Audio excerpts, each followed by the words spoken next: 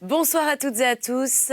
Vous regardez C8. Êtes-vous prêts pour partir en voyage à travers une belle lecture, une lecture de Franz Kafka, Le Château. Pas mal quand même. Ça fait rêver. Bon, même si ça reste un roman assez sombre, qui évoque l'aliénation d'un individu face à la bureaucratie et une société un petit peu étrange, dirons-nous. Ça reste quand même une très très belle littérature qui nous permet de voyager. Alors, on est en train de commencer le deuxième chapitre de ce roman de Franz Kafka, qu'il a commencé à écrire le 22 janvier 1922, figurez-vous. Et oui, le soir de son arrivée à la station Spindler, enfin bon, bref, c'est une ville qui est aujourd'hui en République tchèque et je pense que je viens d'écorcher le nom de sa ville. Spindlermühl, voilà, ça serait la version française. J'ai essayé de faire un petit accent allemand là-dedans et puis ça n'a pas passé du tout, donc je vais m'en tenir à l'accent français. Voilà. Donc Kafka arrive dans cette station le 22 janvier 1922. On a même d'ailleurs une photo de lui qui a été prise dès son arrivée et qu'il montre près d'une calèche, dans la neige, dans un cadre qui peut rappeler celui qu'il décrit dans son œuvre, Le Château. Et à partir du 11 septembre 1922, donc, durant de mois de janvier au mois de septembre, il est dans ce processus d'écriture. Et le 11 septembre 1922, il écrit une lettre à son ami Max Brod, qui est un ami philosophe, et il déclare qu'il abandonne définitivement l'écriture de ce roman. Et il achève son roman, il n'essaie même pas de finir la phrase. Soi-disant, paraît-il, il s'est arrêté au milieu d'une phrase. Et il a révélé à son ami Max Brod deux informations sur la fin de son récit. Il a raconté que K, donc le protagoniste principal, s'installe dans le village jusqu'à sa mort et le château l'informe sur son lit de mort que son droit de vivre au village n'est pas valable. Puisque là, si vous n'étiez pas parmi nous durant les deux premières lectures du roman, eh bien, on fait la connaissance de K qui vient d'arriver dans un village et il essaie de rentrer dans un château. Il se présente comme le arpenteur et visiblement, ça a l'air d'être un petit peu compliqué. Alors Kafka, après avoir révélé ces deux informations à son ami, meurt en 1924 sans avoir fini le château.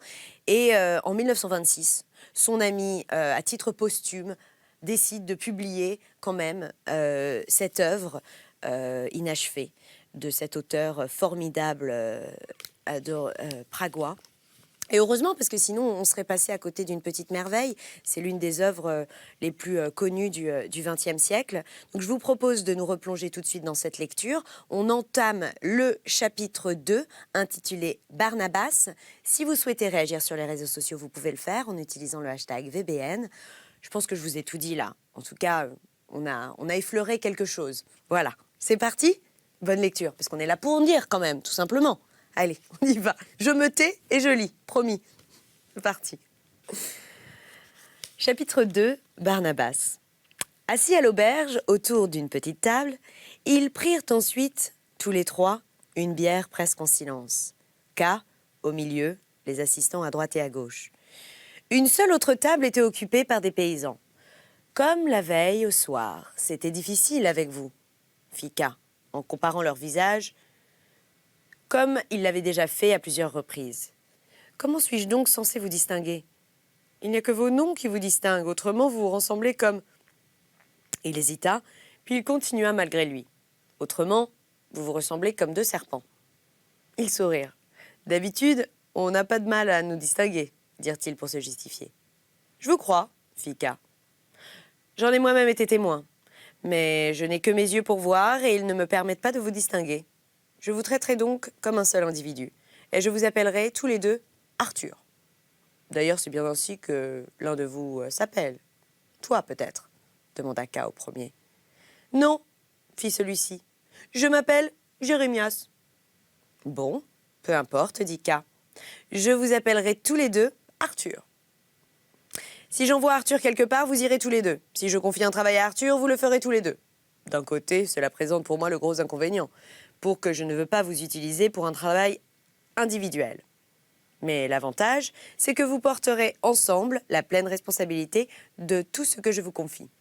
Peu importe comment vous répartissez le travail, peu importe comment vous vous répartissez le travail entre vous, mais vous ne pourrez pas vous renvoyer la faute. Vous êtes pour moi un seul individu.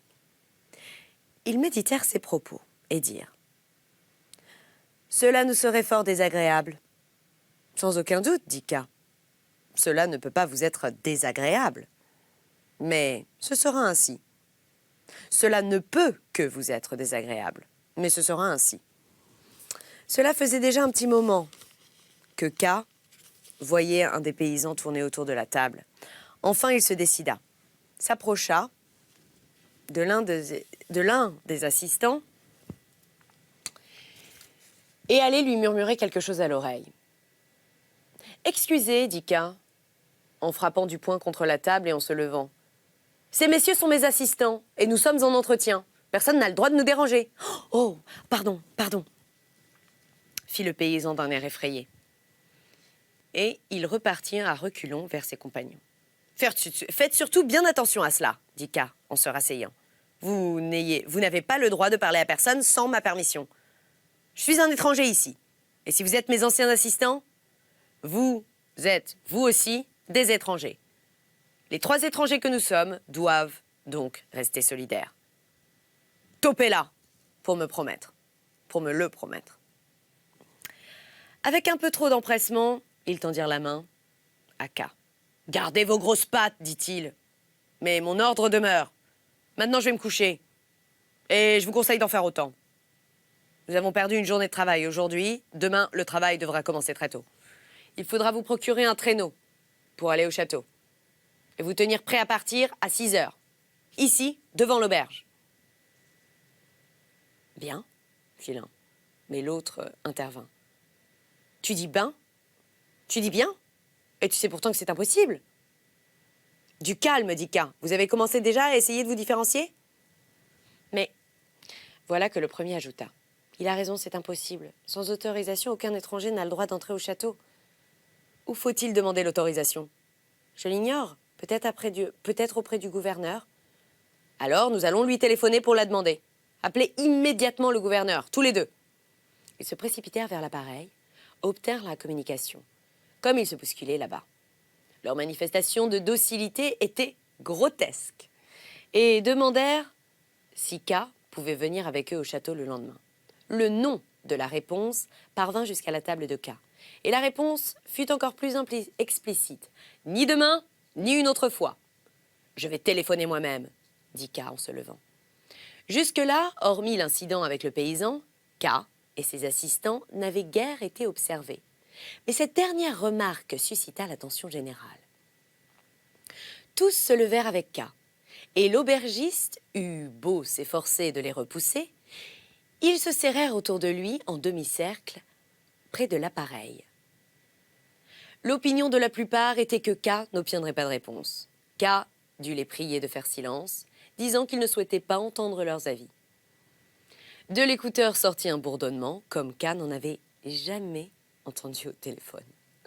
C'était comme si le bourdonnement d'innombrables voix enfantines, mais ce n'était pas un bourdonnement, c'était plutôt un chant de voix lointain. Oh, combien lointaine!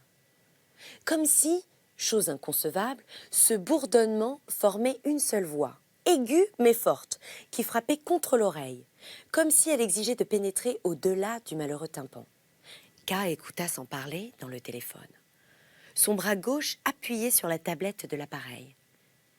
Il écouta. Il ne sut combien de temps, jusqu'au moment où l'aubergiste le tira par sa veste, disant qu'un message l'attendait. « Va-t'en !» s'écria K, hors de lui, peut-être dans la direction de l'appareil, car à cet instant, quelqu'un répondit à l'autre bout du fil. Une conversation s'ensuivit. « Ici Oswald, qui est à l'appareil ?» cria-t-on d'une voix légère et sévère et hautaine. Ou K crut déceler un petit défaut d'élocution que cette voix cherchait à compenser en redoublant de sévérité.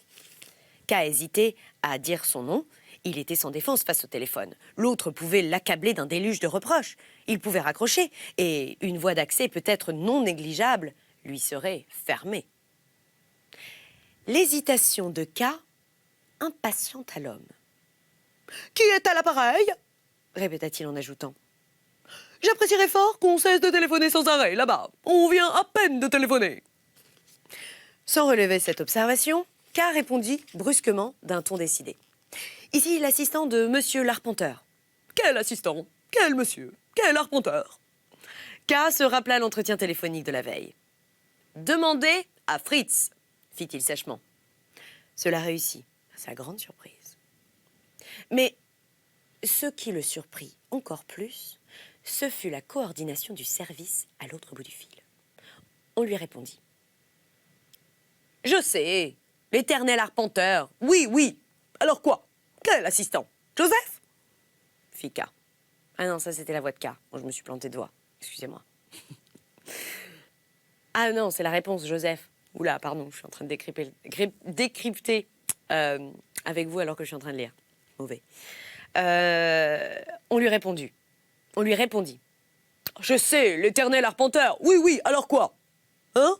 Quel assistant? » « Joseph, fit K. Il était un peu dérangé par les paysans qui marmonnaient dans son dos. Ils désapprouvaient manifestement tous qu'il se présente sous une fausse identité. Mais K n'avait pas le temps de s'occuper d'eux, tant la conversation l'absorbait. « Joseph !» demanda à son tour l'interlocuteur. « Les assistants s'appellent » Courte interruption, de toute évidence, il demandait les noms à quelqu'un. « Arthur et Jérémias. »« Ce sont les nouveaux assistants, fit K. »« Non, ce sont les anciens. »« Ce sont les nouveaux, mais moi, je suis l'ancien, arrivé aujourd'hui à la suite de monsieur l'arpenteur. »« Non, s'écria-t-on. »« Alors, qui suis-je » demanda K, toujours aussi calme. Et après une interruption, la même voix répondit, avec le même défaut d'élocution. Mais elle était comme plus profonde et plus respectable. « Tu es l'ancien assistant. » Attentif au timbre de la voix, K faillit ne pas entendre la question. « Que veux-tu » Il aurait préféré reposer aussitôt l'écouteur. Il n'attendait plus rien de cet entretien. Sans grande conviction, il se hâta de demander. « Quand mon maître pourra-t-il venir au château ?»« Jamais !» lui répondit-on. « Bon, » fit K, et il raccrocha. Dans son dos, les paysans s'étaient approchés tout près de lui. Les assistants, le surveillant sans cesse du coin de l'œil, s'efforçaient de les maintenir à distance. Mais c'était pure comédie, semblait-il. Et du reste, les paysans, contents du résultat de la conversation, capitulèrent lentement. C'est alors qu'un homme fendit l'attroupement à grands pas, s'inclina devant K et lui remit une lettre. K garda la lettre dans la main et regarda l'homme qui, en cet instant, lui semblait plus important. Il y avait une grande ressemblance entre lui et les assistants, mince comme eux, lui aussi habillé de vêtements moulants, souple et agile comme eux, mais pourtant tout différent. Combien K eût préféré l'avoir pour assistant. Il lui rappelait un peu la femme au nourrisson qu'il avait vue chez le tanneur. Il était presque vêtu de blanc. Son habit n'était sans doute pas en soie. C'était une tenue d'hiver, comme toutes les autres, mais qui avait le velouté et le faste d'un habit de grand. Non, pardon, j'ai sauté une ligne. Son visage est... Mais voilà, c'était une tenue d'hiver comme toutes les autres, mais qui avait le velouté et le faste d'un habit de soie. Excusez-moi.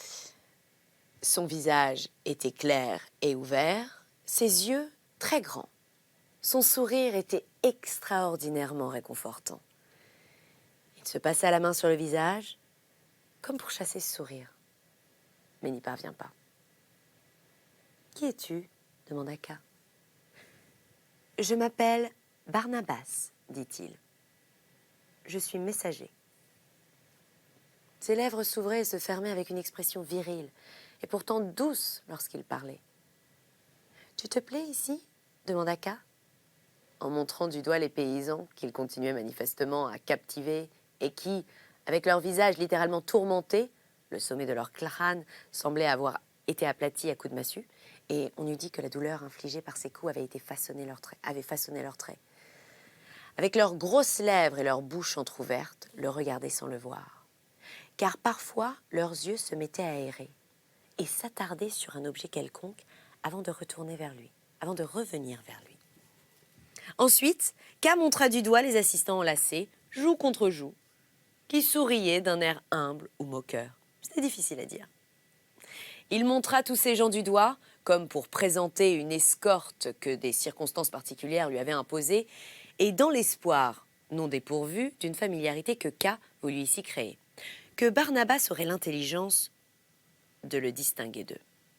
Mais Barnabas, en toute innocence, c'était évident, ne releva pas sa question. Il la laissa simplement passer, comme un valet bien élevé face aux propos que son maître feint de lui adresser et s'en tenant au sens général de la question. Il regarda autour de lui, saluant d'un geste de la main les paysans qu'il connaissait et échangeant 2 ou 3 mots avec les assistants. Tout cela, spontanément et en parfaite indépendance, sans se mêler à eux. Rembarré, sans être humilié. K revint à la lettre qu'il avait dans la main et l'ouvrit. Elle disait « Cher monsieur, comme vous le savez, vous êtes engagé dans les services de sa seigneurie.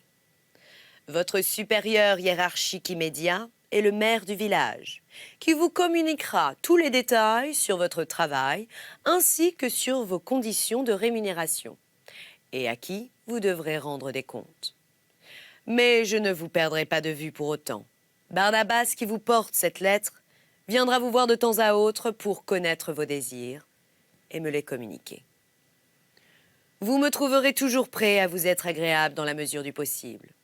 Je tiens à avoir des employés satisfaits. » La signature était illisible, mais à côté, un coup de tampon portait la mention « Le chef du bureau X ». « Attends » fit K à Barnabas qui s'inclinait. Puis, il appela l'aubergiste pour qu'il lui montre sa chambre, souhaitant rester seul un instant avec la lettre. En même temps, il songea que Barnabas, malgré tout le penchant qu'il éprouvait pour lui, n'était qu'un messager. Et il lui fit donner une bière. Il observa sa réaction. Barnabas fut manifestement ravi et but aussitôt. Puis, K suivit l'aubergiste. Dans cette petite maison, on avait pu installer K seulement sous une soupente, et même si cela avait présenté des difficultés, car il avait fallu déloger 2 servantes qui y dormaient jusque-là. En fait, on s'était contenté de les évacuer. Rien d'autre n'avait été modifié. Pas de drap dans le seul lit de la pièce, juste quelques coussins et une couverture de cheval dans l'état où tout était resté depuis la nuit dernière. 2 ou 3 images pieuses au mur et des photographies de soldats. On n'avait même pas aéré. Visiblement, on espérait que le nouveau client ne reste pas longtemps. Et l'on ne faisait rien pour le retenir. Mais K trouva tout à sa convenance. Il s'enveloppa dans la couverture et commença à relire la lettre à la lueur d'une chandelle. Elle n'avait pas d'unité. Il y avait des passages où on lui parlait comme à un homme libre, dont on reconnaît la volonté propre, ainsi la formule initiale, ainsi le passage concernant ses désirs. En revanche, il y avait des passages où on le traitait ouvertement et à demi-mot comme un petit employé, à peine visible des hauteurs où siégeait ce chef. Le chef devait faire un effort pour ne pas perdre de vue. Son supérieur était simplement le maire du village, à qui il devait même rendre des comptes. Son seul collègue était peut-être le garde champêtre. C'était là d'incontestables contradictions, si voyantes qu'elles devaient être voulues. K ne fut guère effleuré par l'idée insensée, vu l'administration dont il s'agissait, que l'indécision ait pu y avoir sa part. Il y vit plutôt un choix qui lui était offert. On le laissait libre d'user comme il voulait de dispositions prévues par la lettre, d'être soit un employé municipal entretenant avec le château des liens sans doute honorifiques, mais de pure façade, ou bien un employé municipal de pure façade, dont tous les aspects de son travail seraient déterminés par les messages de Barnabas. K choisit sans hésiter, et même sans ses précédentes expériences, il n'eut pas hésité. Seul le statut d'employé municipal, aussi loin que possible des messieurs du château, lui permettait d'obtenir quelque chose au château. Ces villageois, encore si méfiants, se mettraient à parler, une fois qu'ils seraient devenus, sinon leurs amis, du moins leurs concitoyens. Et une fois qu'on ne pourrait plus le distinguer de Guestaker et de Lasman, par exemple. C'était urgent, tout en dépendait. Alors sûrement s'ouvriraient devant lui, d'un seul coup, toutes les voies d'accès qui lui seraient restées non seulement fermées, mais invisibles. Excusez-moi. Ma petite toux. Je vais reprendre, parce que... Alors, je vais reprendre du début de la phrase. C'est une phrase assez longue, donc... Alors, sûrement, s'ouvrirait devant lui, d'un seul coup, toutes les voies d'accès qui lui seraient restées non seulement fermées, mais invisibles, si cela n'avait tenu qu'aux bonnes grâces de ces messieurs d'en haut. Certes, il restait en danger, et la lettre y mettait suffisamment l'accent, le présentait avec un certain plaisir, comme s'il était incontournable. C'était son statut d'employé.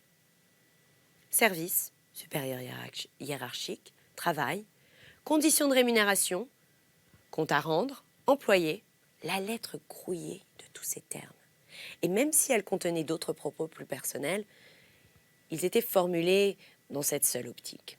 Si K voulait devenir employé, il le pouvait, mais alors avec le plus grand, avec le plus redoutable sérieux, et sans aucune perspective vers autre chose. K savait qu'on ne le menaçait pas en usant d'une véritable contrainte. Il ne craignait rien de tel, ici moins d'ailleurs, ici moins qu'ailleurs. Mais la force de cette atmosphère décourageante, de l'accoutumance aux déceptions, la force des imperceptibles influences de chaque instant, voilà ce qu'il redoutait. Et ce danger, il devait oser l'affronter. La lettre ne cachait pas non plus que, si confrontation il y avait, c'était K qui aurait eu la témérité d'engager la lutte. La formulation était subtile. Et seule une conscience inquiète, non une mauvaise conscience, pouvait le remarquer. C'étaient les 4 mots comme vous le savez, concernant son entrée dans les services du comte K. Excusez-moi. Je vais reprendre, je me suis perdue. La lettre ne cachait pas non plus que, si confrontation il y avait, c'était K qui aurait eu la témérité d'engager la lutte. La formulation était subtile. Et seule une conscience inquiète, non une mauvaise conscience, pouvait le remarquer. C'étaient les 4 mots « comme vous le savez » concernant son entrée dans les services du comte. K s'était présenté, et dès lors, il savait, comme le disait la lettre, qu'il avait été engagé. K décrocha un cadre du mur et accrocha la lettre au clou. C'était dans cette chambre qu'il habiterait. Et c'était ici que la lettre devait être accrochée. Et voilà, c'est l'heure de notre petite pause de lecture. Nous sommes en pleine lecture, si vous venez de nous rejoindre, du Château de Franz Kafka. On va faire une petite pause, mais je vous retrouve plus tard pour la suite de ce roman inachevé, qui a été publié en 1926, non pas par Kafka, mais par l'un de ses amis à titre posthume. Voilà, restez avec nous si vous voulez savoir ce qui se passe après. Salut, à plus tard.